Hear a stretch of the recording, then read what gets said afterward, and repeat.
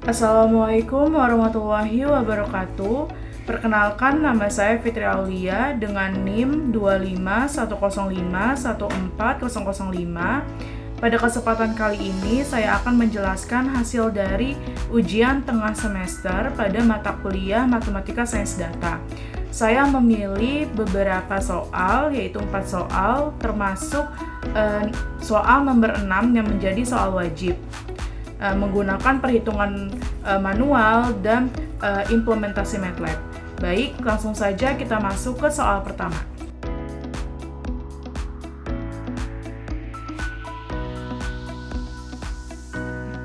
Pada soal pertama ini, saya diminta menganalisis penjualan harian dari 7 toko menggunakan parameter yang sudah ditentukan.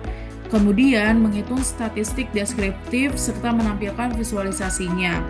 Nah, sebagai dasar analisis, saya terlebih dahulu melakukan perhitungan manual untuk menentukan nilai penjualan tiap toko sebelum diverifikasi menggunakan MATLAB. Diketahui pada soal pertama, yaitu perusahaan menyerahkan berkas ringkasan penjualan harian dalam satuan juta rupiah dari 7 toko pada minggu pertama di bulan ini. Nilai dasar DI untuk toko I itu dihitung menggunakan rumus pembentukan data toko, yaitu DI sama dengan 20 ditambah K dikali I ditambah A dikali I modulus 7 dikurang B dikali I modulus 5. Untuk nilai I yaitu 1, 2, 3, 4, 5, 6, dan 7. Nah, selanjutnya nilai parameter yang saya gunakan yaitu N sama dengan 5, A sama dengan 0, B sama dengan 5, dan K sama dengan 6. Nah, nilai parameter ini saya dapatkan dari hasil perhitungan parameter personalisasi di awal sebelum saya menyelesaikan soal nomor 1 hingga nomor akhir. Seperti itu. Nah, yang ditanya pada soal yaitu pertama ada mean, median, modus, range, dan standar deviasi populasi. Yang kedua ada verifikasi menggunakan kode MATLAB. Yang ketiga itu buatlah diagram batang penjualan per toko dan garis rata-rata horizontal pada MATLAB. Dan yang terakhir ada analisis konsistensi dan interpretasi bisnis. Oke, untuk menyelesaikan soal nomor 1 ini ada beberapa tahapan. Yang pertama itu adalah kita menghitung terlebih dahulu nilai dasar data I untuk toko I agar mengetahui data 7 toko di minggu pertama di bulan ini. Nah, rumus yang kita gunakan adalah DI sama dengan 20 ditambah K dikali I ditambah A dikali I modulus 7 dikurang B dikali I modulus 5 untuk nilai I 1 sampai 7. Nah, nilai I itu mewakili toko pertama sampai toko ke-7 yang tadi sudah saya jelaskan. Seperti itu. Oke, langsung aja kita melihat perhitungan data pertama sampai data ke-7 yang pertama itu ada data pertama. Nah, berarti data pertama itu proses perhitungannya adalah kalau misalkan kita implementasikan angka data pertama ke rumus pembentukan data toko yaitu 20 ditambah K-nya adalah 6, terus I-nya adalah 1, ditambah A-nya adalah 0, dikali I-nya adalah 1, modulus 7, dikurang 5, 5 adalah B, dikali I-nya adalah 1, modulus 5. Nah, itu menghasilkan 20 ditambah 6, 6 dikali 1, 6, ditambah 0 dikali 1 modulus 7 adalah 0, merupakan operasi dari sisa pembagian dikurang 5 dikali 1 modulus 5, yaitu 0. Berarti 20 ditambah 6 ditambah 0 dikurang 0 sama dengan 26. Data pertama menghasilkan 26. Data kedua itu menghasilkan 32 dari proses perhitungan 20 ditambah 6 dikali 2 ditambah 0 dikali 2 modulus 7 dikurang 5 dikali 2 modulus 5 sama dengan 20 ditambah 12 ditambah 0 dikurang 0 sama dengan 32. Nah, D3, 20 ditambah 6 dikali 3 ditambah 0 kali 3 modulus 7 dikurang 5 dikali 3 modulus 5, itu menghasilkan 38. Nah, data keempat, 20 ditambah 6 dikali 4 ditambah 0 dikali 4 modulus 7 dikurang 5 dikali 4 modulus 5 menghasilkan 44. Dari 20 ditambah 6 kali 4, 24 ditambah 0 dikurang 0. Selanjutnya di data kelima yaitu 20 ditambah 6 dikali 5 ditambah 0 dikali 5 modulus 7 dikurang 5 dikali 5 modulus 5 itu menghasilkan 20 ditambah 6 kali 5 30 ditambah 0 dikali 5 modulus 7 adalah 0 dikurang 5 dikali 5 modulus 5 adalah 0 sama dengan 50. Oke, tadi modulus 7 dan modulus 0 modulus 7 dan 25 modulus 5 itu merupakan operasi dari sisa pembagian yang sudah saya jelaskan pertama. Yang selanjutnya yaitu di data ke-6 yaitu 20 ditambah 6 dikali 6 ditambah 0 dikali 6 modulus 7 dikurang 5 dikali 6 modulus 5 itu menghasilkan 56. Data ke-7, 20 ditambah 6 dikali 7 ditambah 0 dikali 7 modulus 7 dikurang 5 dikali 7 modulus 5 itu menghasilkan 62. Jadi 20 ditambah 6 kali 7 42 ditambah 0 dikurang 0 menghasilkan 62. Sehingga himpunan data toko 1 sampai toko ke-7 yang kita dapatkan yaitu 26, 32, 38, 44, 50, 56 dan 62. Oke, nah dari data ini aja kita bisa melihat bahwasanya terjadi peningkatan di setiap penjualan dari toko pertama sampai toko ke-7. Peningkatan tersebut dilakukan secara bertahap atau berproses seperti itu. Nah, selanjutnya kita melakukan perhitungan manual pada statistik deskriptif yang memuat ada mean, nilai rata-rata, median, nilai tengah, modus, nilai yang sering muncul, terus ada range, jangkauan, dan ada standar deviasi populasi. Nah, yang pertama yang kita hitung adalah dari meannya dulu, dari nilai rata-ratanya dulu. Nah, rumus dari meannya itu jumlah total nilai dari toko pertama sampai ke-7 dibagi sama jumlah toko, yaitu tadi himpunan data yang sudah kita tentukan dari data pertama sampai data ke-7 yaitu 26 ditambah 32 ditambah 38 ditambah 44 ditambah 50 ditambah 56 ditambah 62. Nah, dibagi 7 yaitu jumlah toko, yaitu menghasilkan 308 dibagi 7 sama dengan 44. Sehingga mean dari himpunan data yang sudah kita hitung tadi adalah 44. Nah, yang kedua ada median. Median merupakan nilai tengah.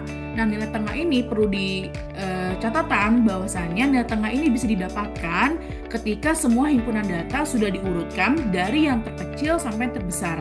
Nah, jika jumlah data ganjil, nah ini kan datanya ganjil, N sama dengan 7 karena banyak datanya adalah 7.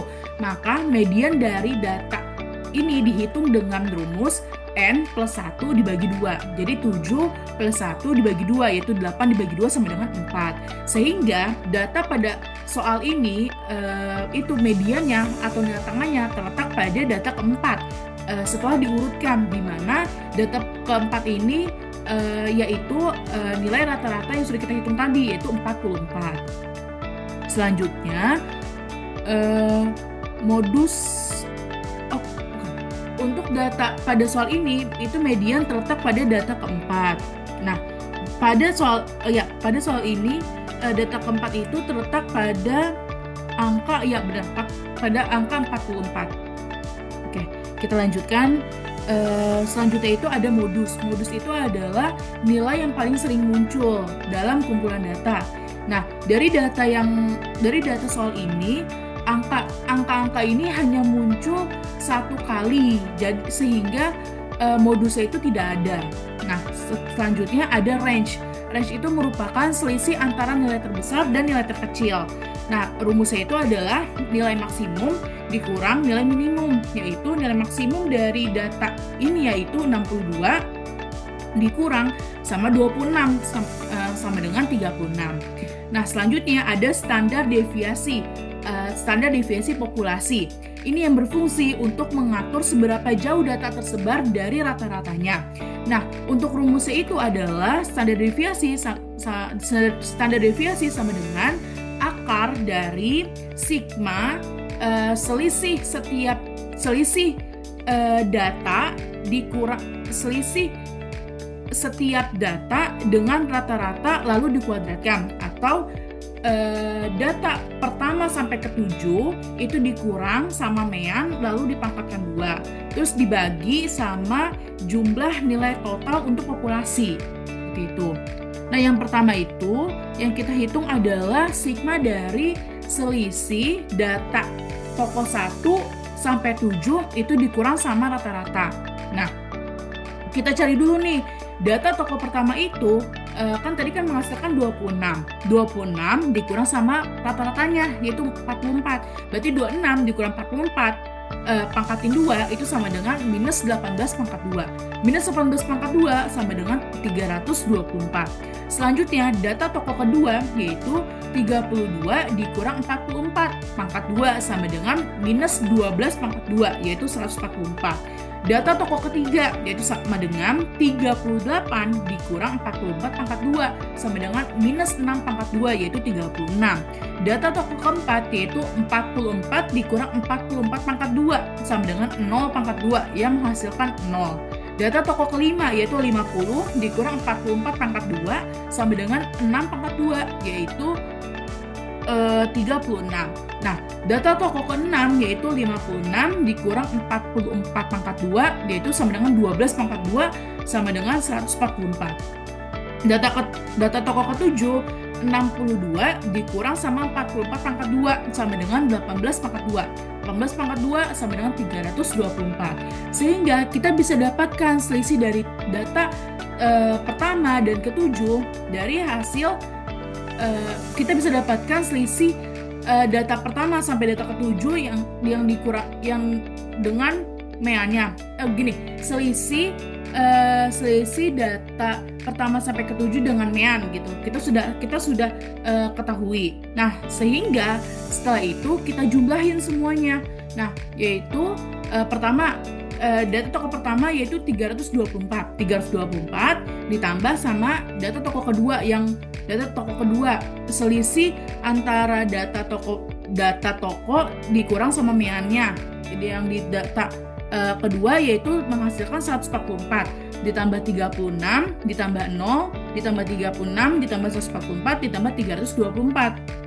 Nah, itu menghasilkan 1008. Nah, sehingga kita masukkanlah nilai ini ke dalam rumus. Nah, rumus dari standar deviasi yang lengkap yaitu akar dari sigma DI dikurang mean pangkat 2 dikurang sama N jumlah populasi. Nah, tadi yang sudah kita hitung nilai sigma DI dikurang sama rata-ratanya yaitu dipangkatin 2 itu menghasilkan akar 1008 dibagi sama jumlah data. Jumlah data yang kita dapatkan adalah 7. Berarti akar 1008 dibagi 7 yaitu menghasilkan akar 144. Nah, akar 144 itu kita hasilin lagi yaitu 12.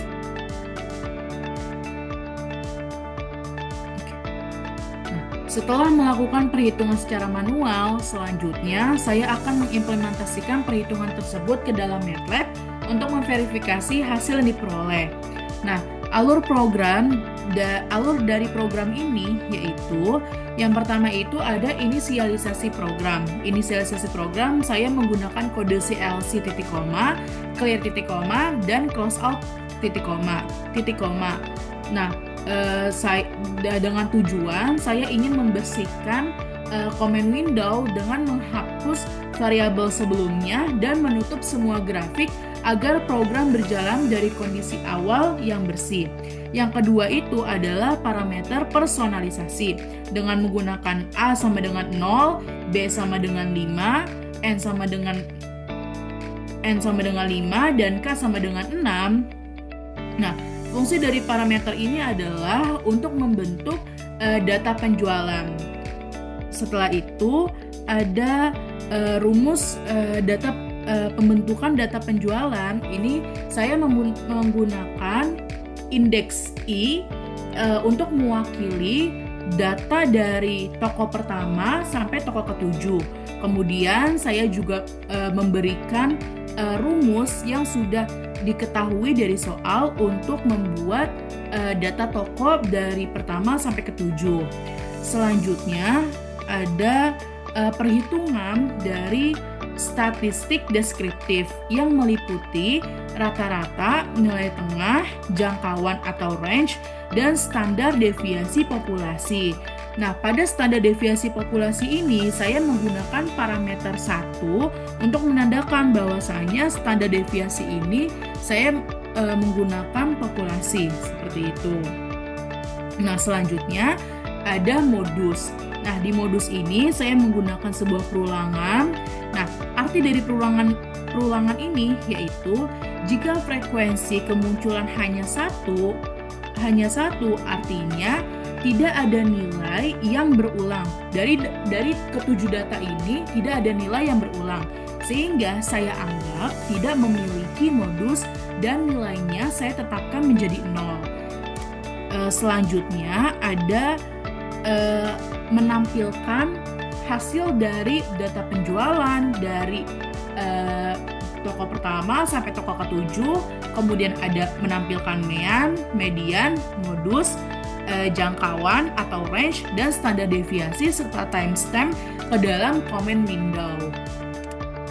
Selanjutnya adalah visualisasi. Nah, di sini saya membuat bagan sumbu X dan sumbu Y atau figur dengan menambahkan nama toko sama analisis penjualan toko dari diri saya pribadi dan memberikan label pada sumbu X, yaitu toko pertama, toko kedua, toko ketiga, toko keempat, toko kelima, toko keenam, dan toko ke-7. Nah, kemudian di sini saya membuat diagram batang. Diagram batang berupa bar chart dari toko pertama sampai toko ke-7 sesuai dengan pembentukan data yang sudah kita hitung seperti itu. Nah, kemudian ini ada garis rata-rata. Nah, garis rata-rata ini saya gunakan untuk menunjukkan nilai rata-rata dari ke-7 data tersebut. Seperti itu. Dan saya memberikan sebuah nama dari garis rata-rata itu serta menandakan garis rata-rata tersebut saya tandakan dengan menggunakan warna merah seperti itu. Dan putus-putus secara horizontal gitu. Garis putus-putus secara horizontal seperti itu. Setelah itu saya juga menambahkan format dari grafik berupa penjualan per toko dengan mencantumkan NIM saya. Habis itu label nama toko. Setelah itu ada penjualan dalam satuan juta rupiah. Format grafik ini digunakan agar visualisasi yang saya tampilkan atau grafik yang saya tampilkan itu mudah dibaca dan mudah dianalisis. Nah, kemudian saya juga mencantumkan identitas saya, dan yang terakhir adalah menyimpan gambar. Seperti itu. Kemudian dari berikut ini adalah saya akan menampilkan output dari kode MATLAB.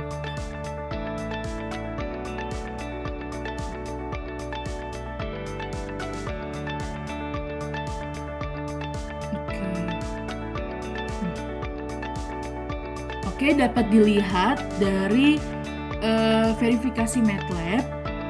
Nah, dari hasil ini saya bisa melihat data penjualan dari toko pertama sampai ke toko ke-7 yaitu 26, 32, 38, 44, 50, 56, dan 62. Meannya adalah 44, medianya adalah 44, modusnya adalah 0, range adalah 36, dan standar deviasi populasinya adalah 12, dengan timestamp-nya itu adalah hari. tanggal 27 April 2026. Seperti itu. Nah, yang bisa kita lihat bahwasannya dari hasil MATLAB maupun perhitungan manual ini menghasilkan nilai yang sama, sehingga bisa saya pastikan bahwasanya perhitungan yang sudah saya lakukan itu sudah benar dan konsisten. Nah, selain ditampilkan dalam bentuk angka, saya juga akan menampilkan dalam bentuk grafik. Sebentar.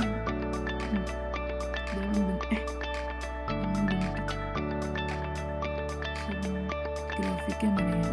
Grafik. Oke.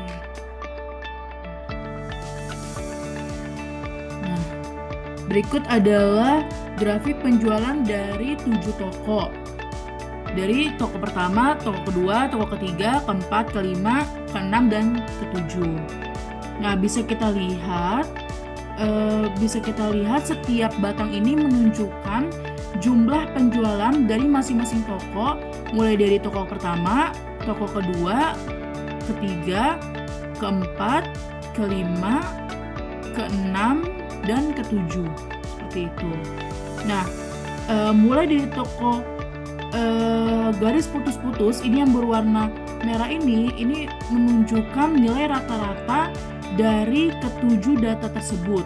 Nah, nilai rata-rata ini terletak pada angka 44. Nah, toko pertama sampai toko ketiga ini berada di bawah rata-rata.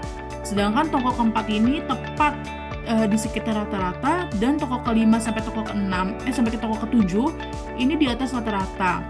Dari hasil visualisasi ini bisa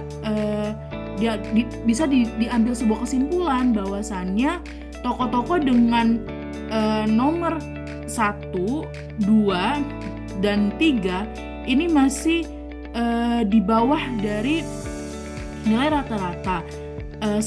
Sedangkan toko dari 5, 6, dan 7 ini memiliki penjualan yang lebih tinggi dibandingkan dengan nilai dari toko pertama, kedua, dan ketiga.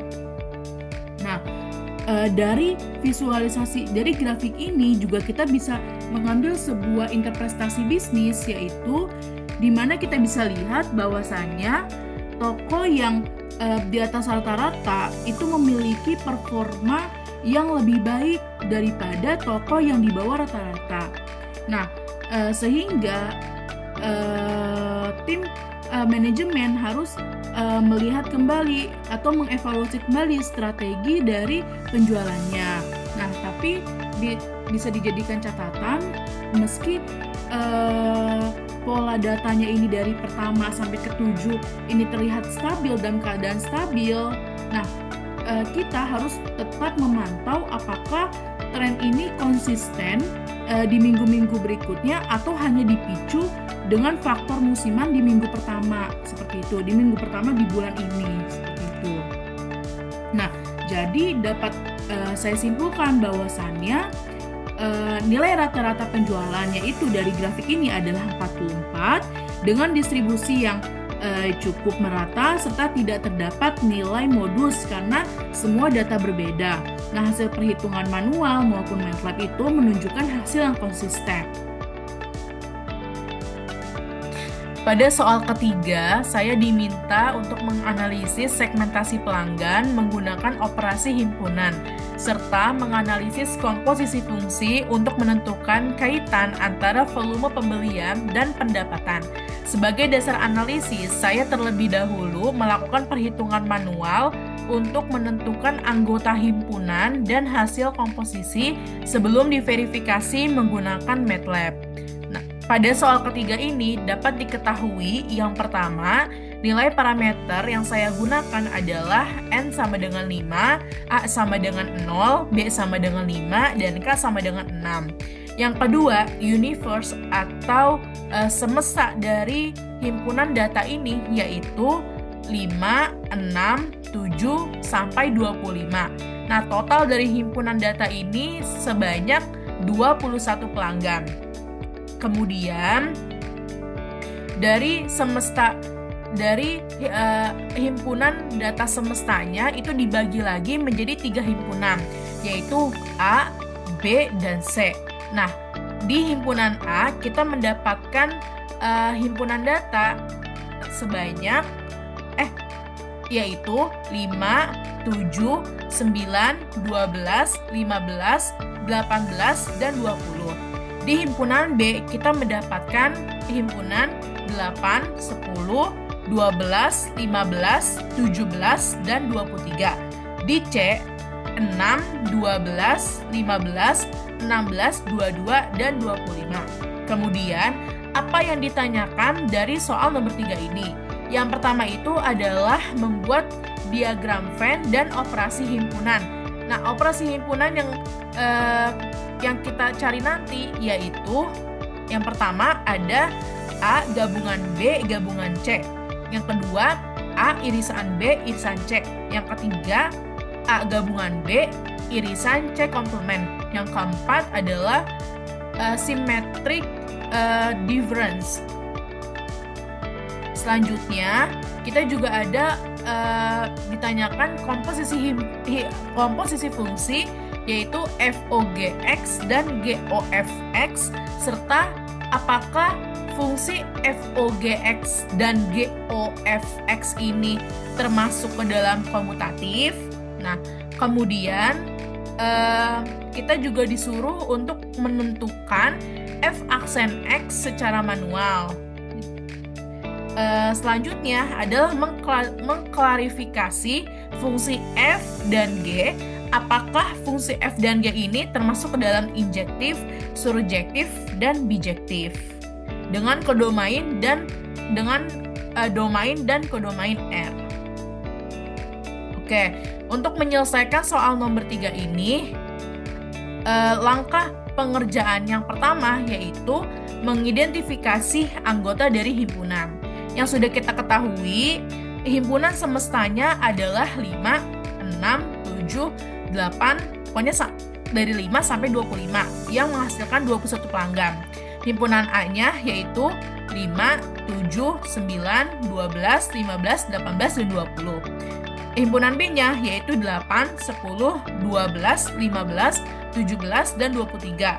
Dan himpunan C-nya adalah 6, 12, 15, 16, 22, dan 25. Nah, yang pertama yang kita harus temukan yaitu himpunan gabungan dari semua anggota A, B, dan C. Berarti kita menggabung semua anggota yang ada di anggota A, B, dan C, yaitu 5, 6, 7, 8, 9, 10, 12, 15, 16, 17, 18, 20, 23, dan 25.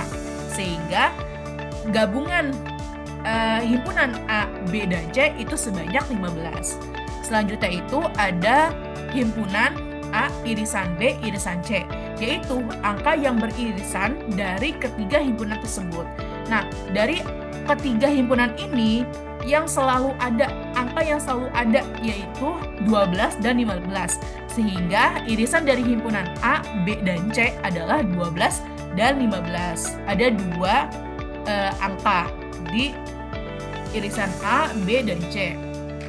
Kemudian anggota yang ketiga adalah gabungan A dan B irisan C komplement. Artinya anggota tersebut ada di A dan B tetapi tidak ada di C. Nah, yang pertama yang harus kita cari itu adalah gabungan dari A dan B, yaitu 5, 7, 8, 9, 10, 12, 15, 17, 18, 20, dan 23. Nah, himpunan C itu ada 6, 12, 15, 16, 22, dan 25. Nah, keluarkan anggota C dari gabungan A dan B, yaitu angka 12 dan 15. Nah, berarti sisa anggota dari gabungan A dan B yang anggota C-nya yang sudah dikeluarkan menjadi 5, 7, 8, 9, 10, 17, 18, 20, dan 23. Menghasilkan 9 angka. Kemudian kita juga yang terakhir adalah symmetric difference. Nah, symmetric difference ini menggunakan rumus A gabungan B dikurang A irisan B.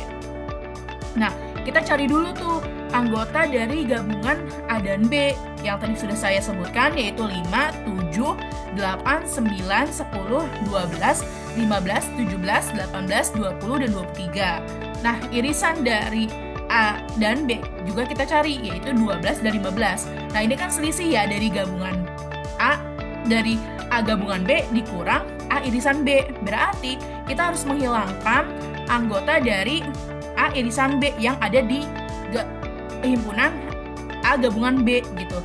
Kita kurangi sehingga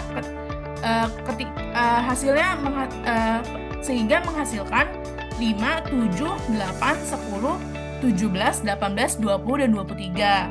Nah, anggota dari gabungan A dan B itu yang angkanya itu sama kayak irisan A dan B itu dihilangkan. Ya, ini kan irisan A dan B 12 dan 15. Berarti anggota yang ada di A gabungan B yang 12 dan 12 itu dihilangkan gitu loh. Seperti itu, sehingga menghasilkan hasil 5, 7, 8, 9, 10, 17, 18, 20, dan 23. Nah, setelah kita sudah mendapatkan gabungannya, irisannya, kemudian gabungan serta dari komplement C dan symmetric difference, kita bisa membuat diagram Venn-nya. Nah, di diagram Venn ini yang menjadi titik pusatnya atau irisannya yaitu 12 dan 15, terdiri dari 3 lingkaran, yaitu A, B, dan C. Anggota dari A yaitu 25, 7, 9, 18, dan 20 mengeluarkan 12 dan 15. Karena 12 dan 15 itu merupakan irisan dari ketiga lingkaran tersebut. Nah, yang kedua itu lingkaran B. Lingkaran B itu berisi 8, 10, 17, dan 23. Sedangkan lingkaran C berisikan 6, 16, 22, dan 25. Dan angka di semesta yang tidak ada di ketiga himpunan ini maka diletakkan di luar lingkaran, yaitu 11, 13, 21, 24, 14, dan 19.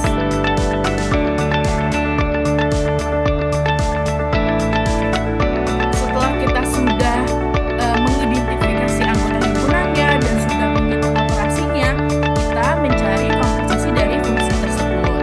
Nah, fungsi dasar komposisi fungsi ini memiliki dua fungsi dasar, yaitu yang pertama fx dan gx. Fx itu rumusnya adalah k dikali x ditambah a ditambah b.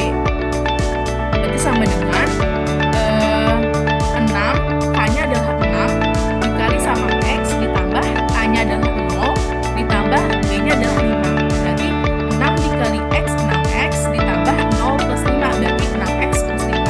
Lanjut, gx sama dengan x kuadrat per b plus 1 plus a sama dengan x kuadrat per 5 plus 1, b-nya adalah 5 plus 1, berarti menghasilkan x kuadrat per 6. Setelah kita sudah mengetahui komposisi fungsinya fx dan gx, kita menentukan FOGX-nya dan GOFX-nya. Nah, FOGX itu menggunakan rumus FGX, yaitu sama dengan persamaan F 6 dikali G X kuadrat per 6 plus 5. Nah, ini menghasilkan karena dari perhitungan, karena di sini penyebut dan persamaan F ini ada sama angkanya 6 dan 6, maka kita mencoret keduanya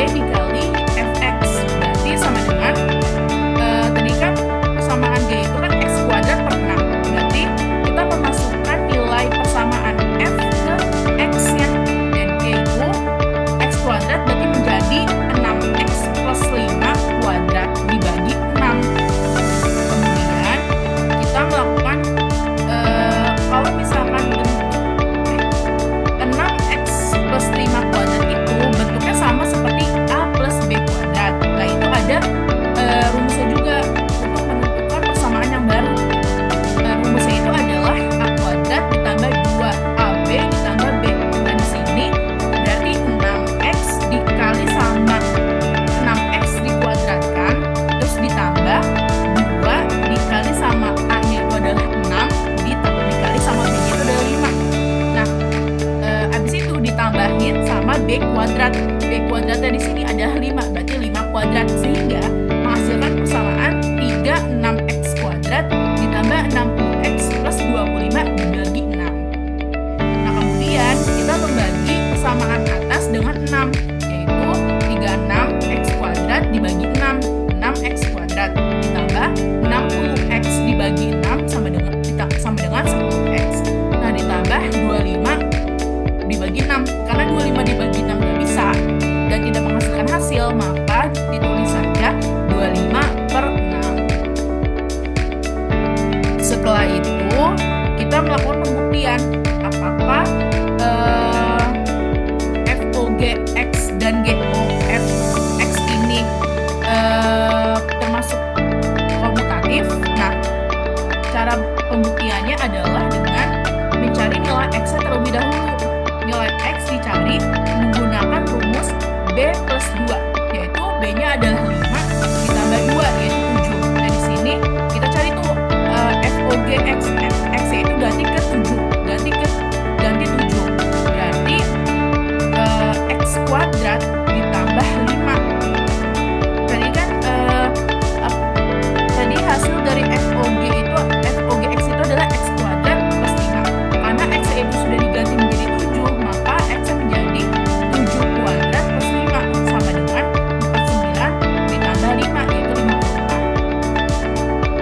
Kemudian GOF-nya juga X diganti menjadi 7, yaitu tadi persamaan GOF itu adalah 6x kuadrat ditambah 10x ditambah 25/6. Berarti 6 dikali 7 kuadrat ditambah 10 kali 7 ditambah 25/6, yaitu 6 dikali 7 kuadrat adalah 49 ditambah 10 dikali 7 ditambah lagi 25/6, yaitu 6 dikali 49 294 ditambah 10 kali 7 70 ditambah 25 dibagi 6 hasilnya 4,169, sehingga 294 ditambah 70 ditambah 4,169 menghasilkan 368,167. Nah, dari hasil perhitungan ini kita bisa melihat bahwasannya hasil dari FOG 7 dengan X dengan bernilai 7 itu tidak sama dengan hasil GOFX yang sudah diganti X yang sudah 7 ini tidak sama, hasilnya itu tidak sama, maka komposisi fungsi ini tidak komutatif. Oke. Selanjutnya adalah inverse fungsi dan volume pembelian. Nah, untuk melacak volume pembelian dari pendapatan itu kita membutuhkan fungsi inverse. Membutuhkan fungsi inverse dari fx sama dengan 6x plus 5 yang kita dapatkan fungsi inverse-nya ini, fungsi inverse finalnya ini adalah x min 5/6.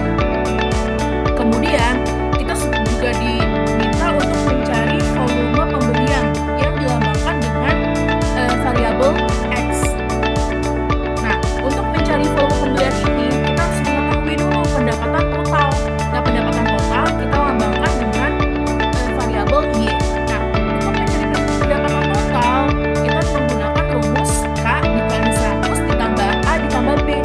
K-nya itu adalah 6 dikali 100 ditambah 0 ditambah 5 menghasilkan 605.000. Kemudian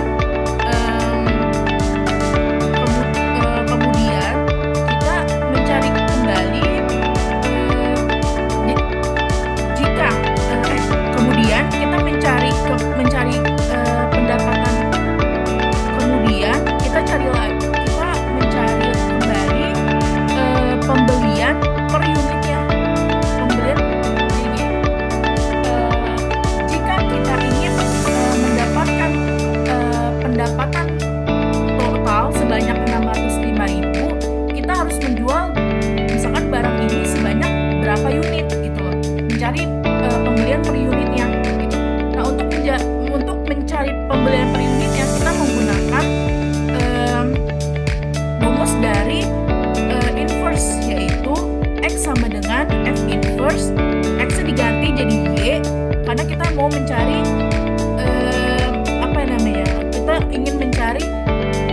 pembelian per unit itu berapa gitu loh. Itu sama dengan Y dikurang 5/6.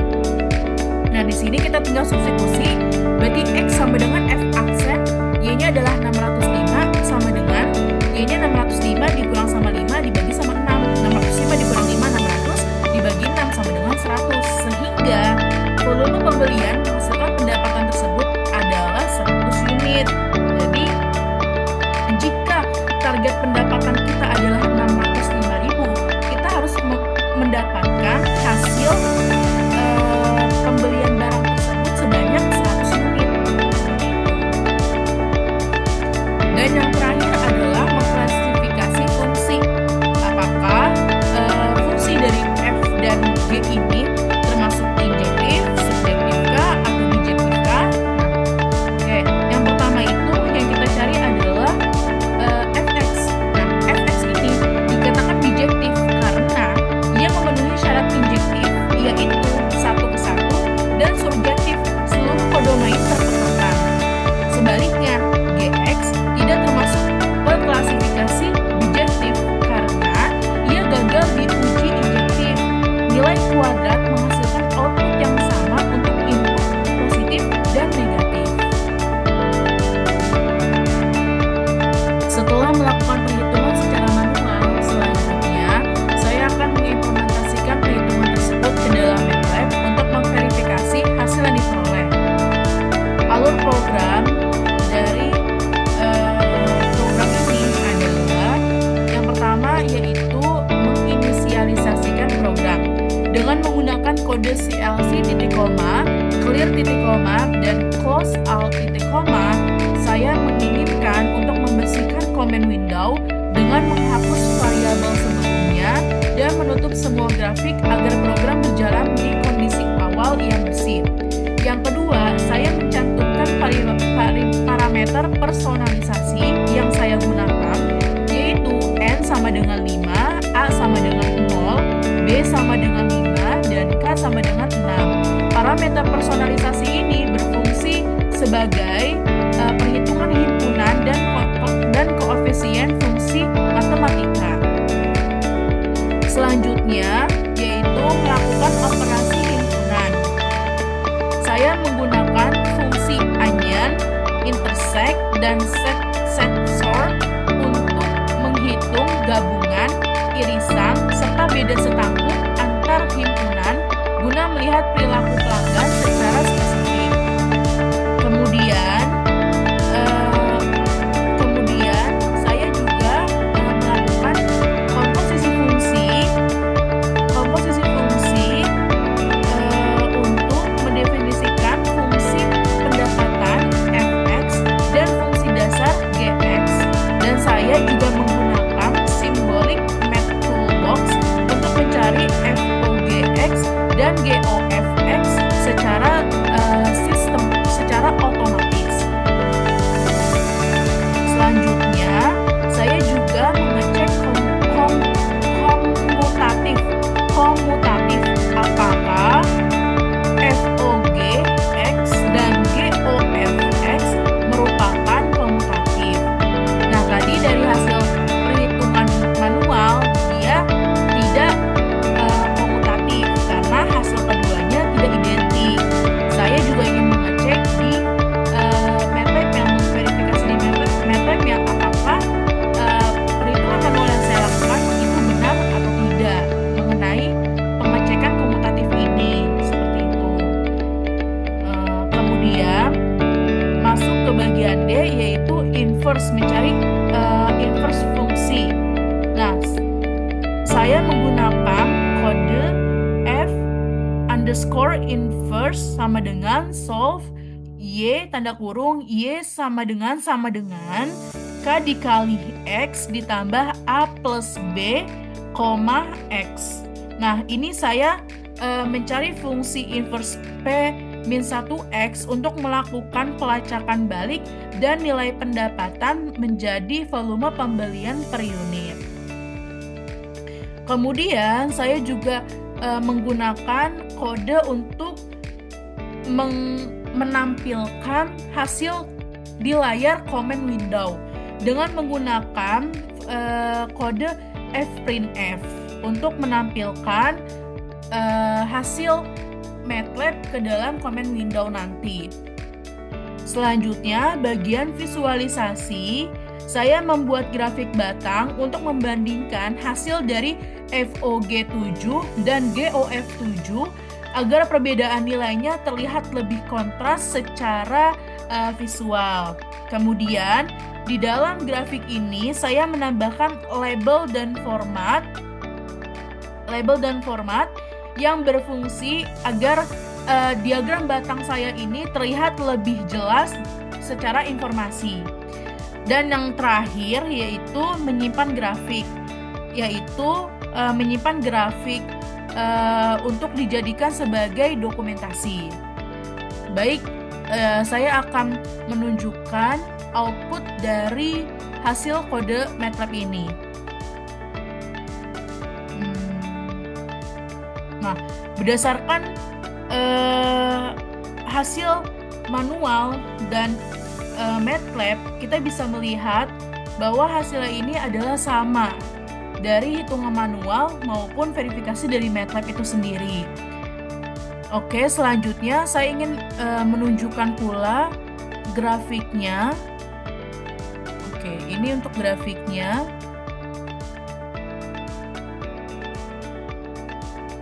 Grafik ini saya buat agar